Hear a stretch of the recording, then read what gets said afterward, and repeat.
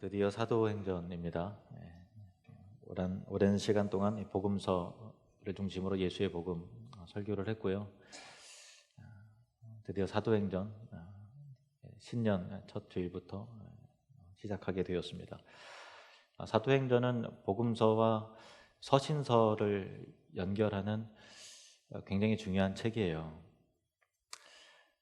복음서에 나타난 예수 그리스도의 행적이 초대교회에 어떻게 펼쳐졌는가, 그런 내용들이 잘 나와 있고, 그리고 또 여러 서신서들을 이해할 수 있는 그 내용과 그 틀을 우리는 사도행전을 통해서 깨달을 수 있죠. 그래서 사도행전은 굉장히 중요한 책입니다. 사도행전의 저자는 누가이고요. 전승에 의하면 누가는 수리아의 안디옥 출신의 헬라인이었습니다. 즉 이방인이었죠. 그리고 의사였는데 사도 바울이 여러 선교 여행을 다닐 때 제2차 선교 여행부터 바울과 동역했던 인물이고요. 바울이 제일 마지막까지 순교할 때도 그 옆에서 지켰던 아주 신실한 바울의 동역자 누가입니다. 누가는 사도행전을 시작하면서 내가 먼저 쓴 글이 있다고 소개하고 있습니다. 1절 말씀 보시겠습니다. 1절 시작. 데오빌로여, 내가 먼저 쓴 글에는 무릇 예수께서 행하시며 가르치시기를 시작하심부터. 여기 보면 내가 먼저 쓴 글 말하잖아요. 그러니까 누가복음이죠. 누가복음은 누가가 쓴 책의 1편이고 사도행전은 그 2편이 되는 거예요. 그런데 우리가 이 성경을 순서를 정하고 묶을 때에 공강복음을 같이 이렇게 묶은 거예요. 그래서 마태복음, 마가복음, 누가복음을 묶고 또 공강복음이 아닌 복음서인 요한복음을 그 뒤이어서 연결하고 그 다음에 역사서인 사도행전으로 이렇게 들어가기 때문에 원래는 누가복음과 사도행전이 한 책인데 요한복음이 중간에 끼어 들어가 있는 거죠. 뭐 어쩔 수 없습니다만은 누가복음과 사도행전은 분명한 연결점이 있고 또 신학적인 연결성이 있기 때문에 그것을 연결지어서 대부분 읽지 못한다고 하는 것은 굉장히 참 아쉬운 일이라고 할 수 있습니다. 그래서 누가는 이제 학자들은 누가복음을 기록할 때 누가가 사도행전을 염두하고 기록을 했고 또 사도행전을 또 기록할 때는 앞서 기록했던 누가복음을 염두했기 때문에 누가복음에 일어났던 다양한 예수 그리스도의 메시지와 일들이 사도행전에서 사도들을 통해서 초대교회를 통해서 어떻게 열매 맺고 꽃 피었는가가 분명히 드러나는 연결 포인트들이 굉장히 많이 있는데 우리는 거의 대부분 누가복음과 사도행전을 연결해서 읽은 경험이 없기 때문에 그 메시지, 중요한 메시지를 많이 놓치고 있는 것은 분명히 아쉬운 일일 것입니다. 신약 성경을 바울이 제일 많이 기록을 했잖아요. 다 그렇게 알고 있죠. 그런데 그것은 권수가 제일 많아서 여러 서신들을 썼기 때문에 압도적으로 권수에 의하면 그런 관점에서 보면 바울이 제일 많이 그 신약성경을 많이 기록한 게 맞지만 단순 분량의 측면에서 본다면 바울보다는 누가가 더 많이 기록을 했어요. 이 신약성경이 전체가 한 800구절, 8,000구절, 799절, 7,900구절 정도 되거든요. 8,000구절.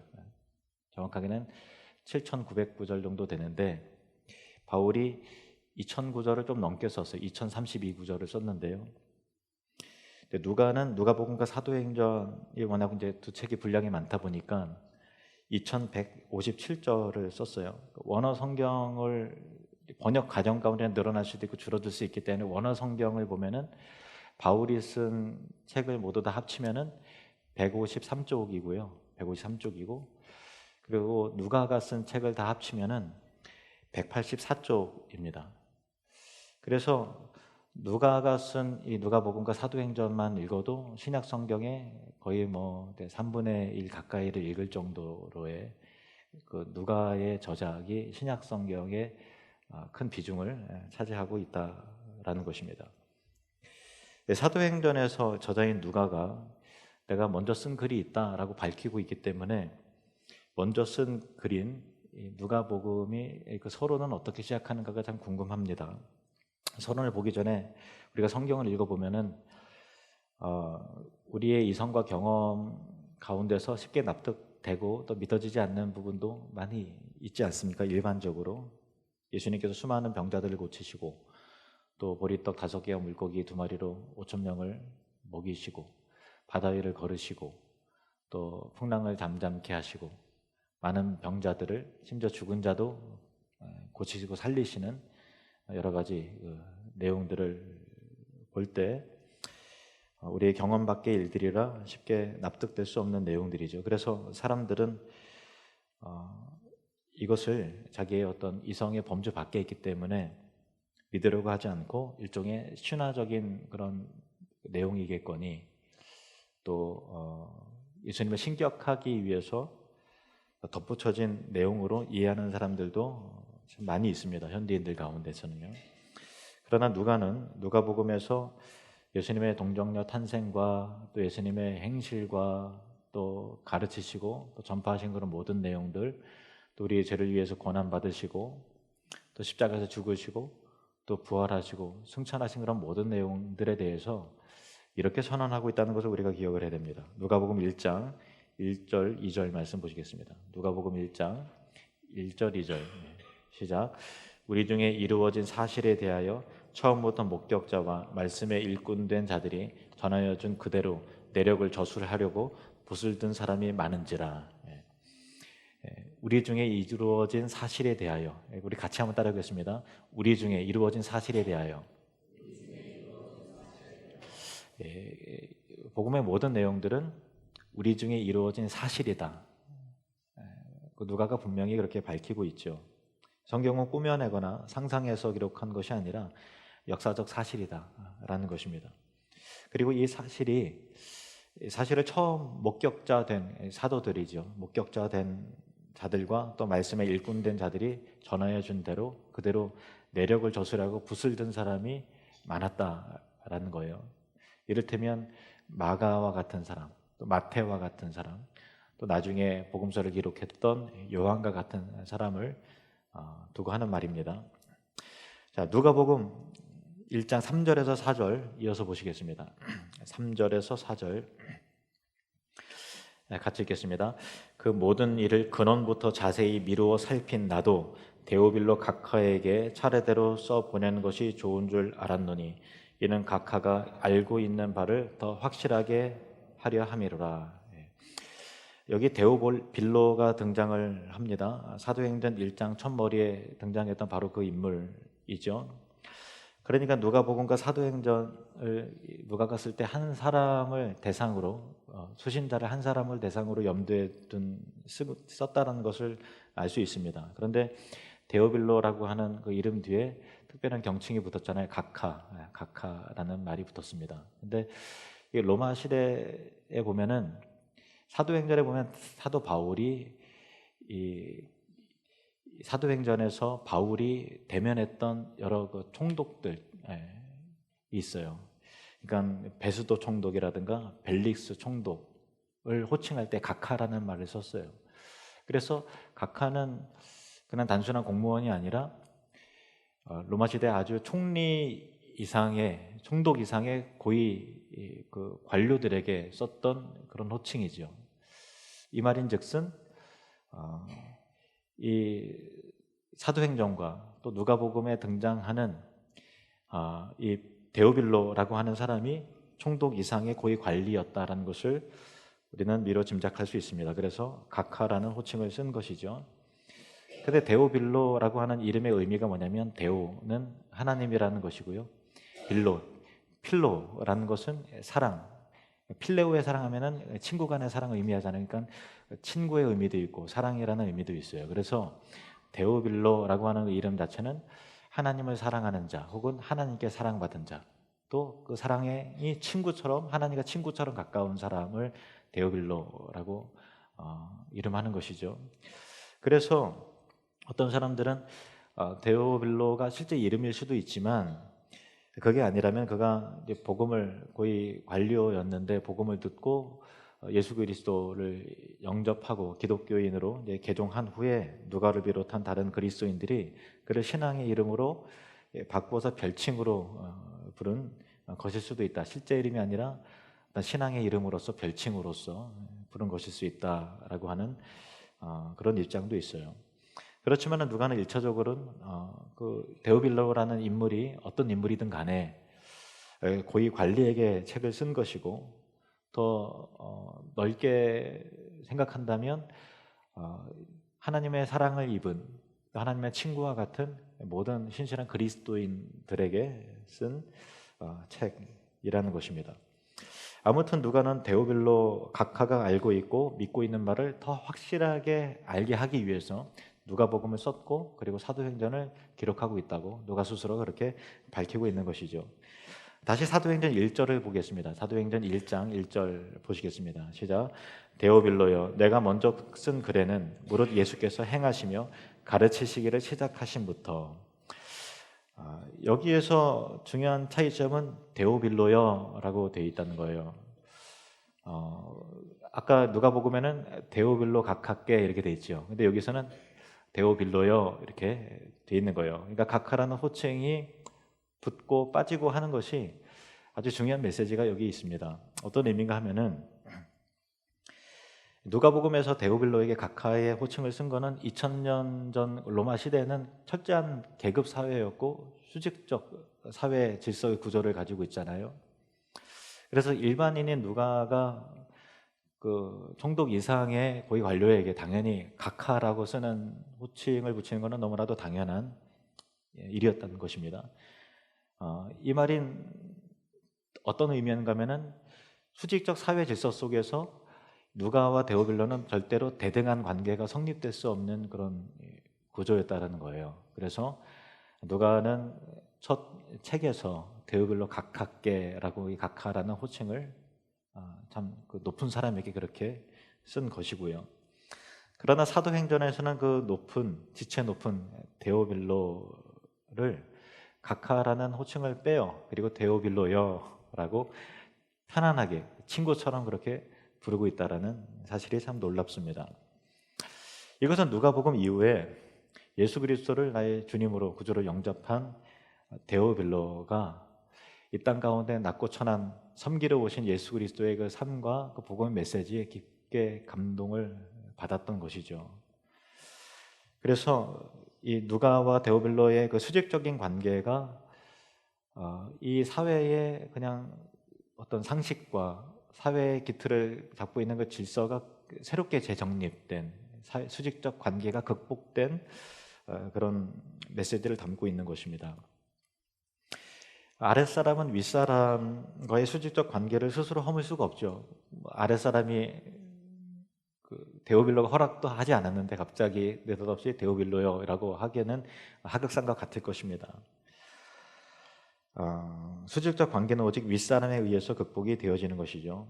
일반인이었던 누가가 고위 관리 데오빌로를 친구처럼 다정하게 부를 수 있었던 것은 데오빌로가 복음 안에서 말씀 안에서 그만큼 성숙하면서 겸손한 그리스도인이 된 것이고, 자신과 누가를 또 다른 그리스도인들을 예수 그리스도 안에서 자신과 대등한 반열에 두었기 때문에 가능한 일이었던 것입니다.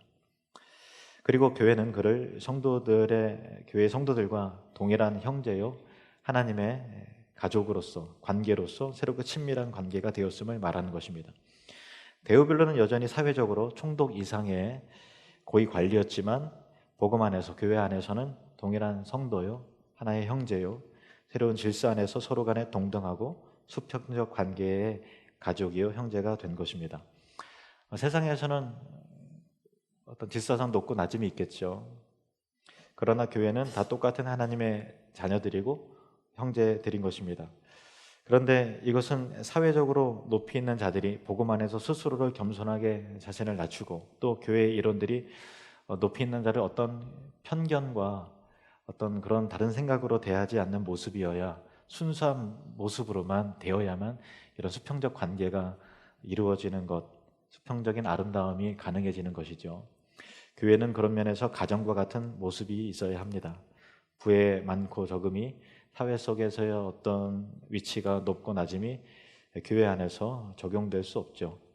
교회 안에서도 직분이 있습니다만은 이 직분이라는 것은 역할과 기능에 따른 어떤 호칭인 것이지 절대로 높고 낮음을 의미하지 않습니다.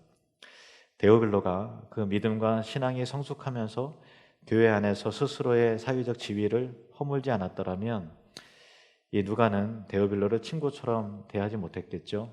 데오빌로는 성숙하면서 겸손해졌습니다. 성숙하면서 겸손해져가는 저와 여러분 되시길 바랍니다.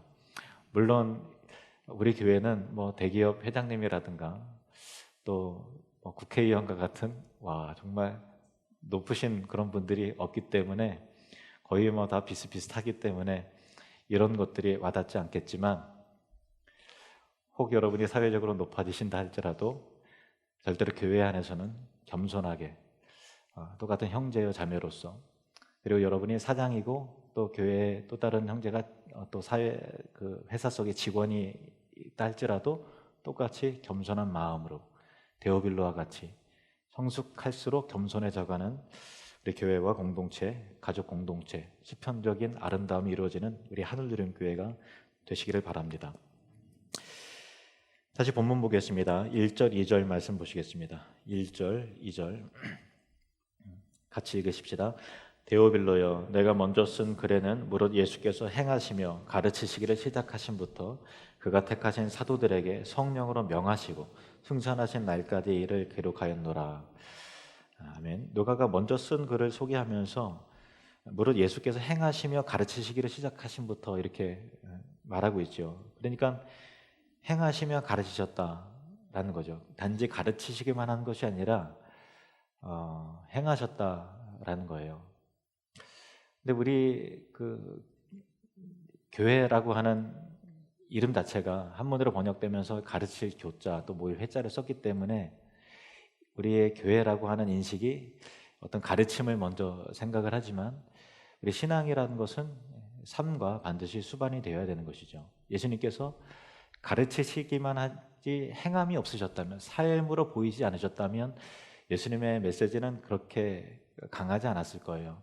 그와 같은 권위가 없었을 겁니다. 그러나 예수님께서는 행하시며 가르치셨기 때문에 그의 가르침은 진리였고 그의 가르침은 생명이었고 그의 가르침은 권위가 있으므로 수많은 사람들의 삶과 또 생각과 인생을 바꾸어 냈던 것입니다. 사도행전은 예수님을 쫓는 사도들의 행전이라고 하는 그 이름의 의미가 바로 그렇습니다. 행전이라는 것은 행실행 또 전기전, 그러니까 행함의 기록이라는 것인데요.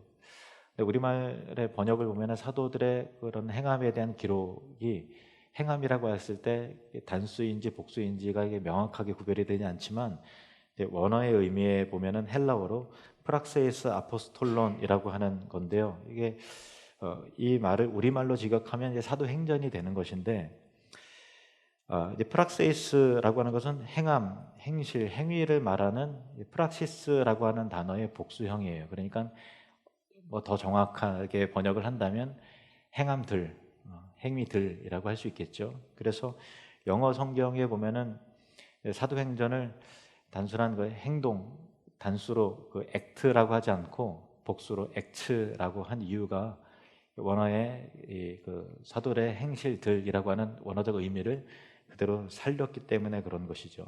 여기서 우리는 교훈을 얻어요. 믿음이라고 하는 것은 믿고 변화된 삶인데 단 한 번의 단회적인 행동을 의미하는 것이 아니라 우리 인생 가운데 펼쳐지는 삶을 통해서 계속해서 드러나야 되는 내용이 있어야 된다는 것이죠. 사도행전인 이유는 사도들의 믿음의 단발적인 행위로 그치는 것이 아니라 그들의 삶 가운데 복음을 붙들고 예수 그리스도의 그 말씀을 붙드는 삶의 연속과 행실의 연속이 그 인생 가운데 펼쳐졌기 때문에 사도행전에 그와 같은 권능과 놀라운 일들이 아름답게 이루어진 것입니다. 여러분의 그 믿음은 삶으로, 연속적인 행동들로, 단회적인 행동이 아니라 연속적인 행동들로, 또 삶의 내용으로 증명되는 믿음입니까? 여러분, 삶과 믿음이 함께 가는 단회적인 행동이 아니라 지속되는 삶의 내용들로 채워지는 예수를 쫓는 자들이 되시기를 주님의 이름으로 축원합니다. 예수님도 그의 공생애의 삶의 여정을 단지 가르치신 것이 아니라 행하시며 가르치셨기 때문에 그것이 제자들의 삶을 바꿨듯이 우리도 행하며 또 말씀을 전파할 때 그것이 복음이 바로 능력 있게 되는 것입니다. 그러면 사도들은, 초대교회 성도들은 무엇을 향한, 무엇을 위한 삶의 연속, 행위의 연속이었을까요? 예수님께서 공생애를 시작하시면서 전하셨던 메시지를 우리는 기억해야 할 것입니다. 마가복음 1장 15절 말씀을 보시겠습니다. 마가복음 1장 15절. 이르시되 때가 찼고 하나님의 나라가 가까이 왔으니 회개하고 복음을 믿으라 하시더라. 예수님께서 복음을 전했을 때 제일 처음에 하신 말씀이 때가 찼다, 하나님 나라가 가까이 왔으니 회개하고 복음 믿으라, 이렇게 말씀하셨어요. 마태복음은 이렇습니다. 4장 17절. 이때부터 예수께서 비로소 전파 이르시되 회개하라, 천국이 가까이 왔느니라. 하나님 나라, 천국 같은 겁니다. 회개하라, 천국이 가까이 왔다라고 말하고 있습니다. 누가복음 4장 43절 말씀에도 동일합니다. 같이 읽겠습니다. 시작. 예수께서 이르시되 내가 다른 동네들에게서도 하나님의 나라 복음을 전하여 하리니 나는 이 일을 위해 보내심을 받았노라 하시고. 아멘. 하나님 나라 복음 위해서, 하나님 나라의 선언을 위해서 예수님께서 이 땅 가운데 오셨다라는 거예요. 그러니까 예수님의 가르치심의 모든 내용도 하나님 나라에 집중이 되어 있고, 예수님께서 행하신 모든 내용도 하나님 나라의 선언이었고, 예수님께서 우리의 죄를 대신 지시고 십자가에서 못 박혀 죽으시고 또 부활하신 것도 결국은 하나님 나라를 위한 것이었다는 거예요. 예수님은 철저하게 하나님 나라를 선포하셨습니다. 그리고 부활하신 이후에 40일간 제자들에게 드문드문 나타나시면서 그때마다 계속해서 가르치셨던 내용도 누가는 분명히 이렇게 언급하고 있습니다. 사도행전 1장 3절 말씀 보시겠습니다. 시작. 그가 고난받으신 후에 또한 그들에게 확실한 많은 증거로 친히 살아계심을 나타내사 40일 동안 그들에게 보이시며 하나님 나라의 일을 말씀하시니라. 아멘. 하나님 나라의 일을 말씀하시니라. 많은 사람들이 하나님 나라를 두 가지로 잘못 생각하는 경우가 있는 것 같아요. 첫 번째는 하나님 나라를 너무 이게 추상적인 으로 생각하는 거죠. 그래서 어떤 마음의 평안 정도, 하나님 믿으면 참 위로가 돼, 행복해져 하는 그런 의미에서 어떤 위안과 평안 정도로 이 복음의 내용을, 하나님 나라를 그렇게 이해하는 사람도 있고, 또 어떤 사람은 과거에 우리 한국교회 복음 자체가 너무나 단순하게 전해졌잖아요. 그 예수 천당 불신 지옥, 천당 죽어서 가는 곳, 죽어서 지옥 가는 것, 너무 단순하게 전해졌기 때문에, 물론 이제 천국이 완성은 예수님의 재림 이후에 완성되지만 하나님 나라를 너무 단편적으로 죽어서 가는 곳이라고 이해하는 것은 예수님께서 전한 하나님 나라의 메시지의 한 일부분일 뿐이지 그게 하나님 나라의 전부가 아니라는 거예요. 예수님께서 분명히 회개하라, 천국이 가까이 왔다라고 선언을 하셨어요. 천국이 가까이 왔다라는 거예요. 가까이 왔다는 것은 약간 좀 애매한 말이긴 해요. 왜 그런가 하면은 이 원어 자체가 예수님께서 공생의 시작부터 하나님 나라에 가까이 왔다라고 하는 것은 하나님 나라의 분명한 구현은 십자가에서 죽으시고 부활하심과 함께 완전하게 성취가 되는 거기 때문에 공생애를 시작할 때는 마치 예수님과 함께 하나님 나라가 동이 트는 것 같은 느낌을 받는 거죠. 그래서 하나님 나라에 가까이 왔다 이렇게 선언하는 거예요. 그러나 예수님께서 죽으시고 부활하셔서 구속사역을 완성하시고 나서는 하나님 나라가 본격적으로 우리 가운데 시작이 된 것이고 임한 거예요. 하나님 나라가 분명히 임한 것이라는 것입니다. 그래서 갈릴리 어부 출신이었던 그들이 평생 갈릴리 밖으로 벗어난 적이, 유대 땅을 벗어난 적이 없었던 사람들이 어떻게 말 그대로 사도행전, 그러니까 그 능력 있게 행함이 연속적으로 일어나게 되었고, 그리고 정말 수많은 그 복음의 역사가 나타나게 되었는가? 어떻게 예수님을 쫓는 행함이 그와 같이 능력 있게 일어날 수 있었을까라고 하는 것은 예수님을 통해서 그의 부활과 함께 이미 시작된 하나님 나라를 그의 삶 가운데 충만히 경험하고 누렸기 때문에 그런 역사가 나타났던 것입니다. 예수님께서는 계속해서 하나님 나라에 대해서 말씀하셨고, 그의 고난과 죽으심과 부활로 하나님 나라를 시작하셨으며, 시작된 하나님 나라 속에서 그들은 복음에 감격하고 성령의 능력을 경험하고 삶의 놀라운 변화와 사랑의 실천들이 나타나게 되었고, 예수님을 복음을 전하고 영혼이 구원받고 그렇게 놀랍도록 생생한 하나님 나라를 맛보았던 것입니다. 저는 사도행전 설교를 통해서 우리 교회가 천국을 누리며 확장하는 사람들이라고 하는 이 비전을 가지고 있잖아요. 그 누림이 하나님 나라의 누림이 이상과 추상적인 언어가 아니라 여러분의 삶 가운데 예수 그리스도의 복음을 통해서 구체적으로 경험되어지는, 나는 정말 하나님 나라 안에서 살고 있습니다, 주님의 나라가 내 안에, 우리 삶 가운데, 가정 안에 임하였습니다라고 하는 너무나 생생한 언어로, 너무나 분명한 언어로 간증되어지고 고백되는 그런 은혜가 일어나길 원합니다. 또한 그 천국을 확장해 나가는 것이 우리의 삶이 목적이 되는 놀라운 혁명이, 그 행함들이 복음 안에서 저와 여러분의 삶 가운데, 교회 안에서 아름답고 권능 있게 펼쳐지게 되기를 주님의 이름으로 축복합니다. 기도하시겠습니다.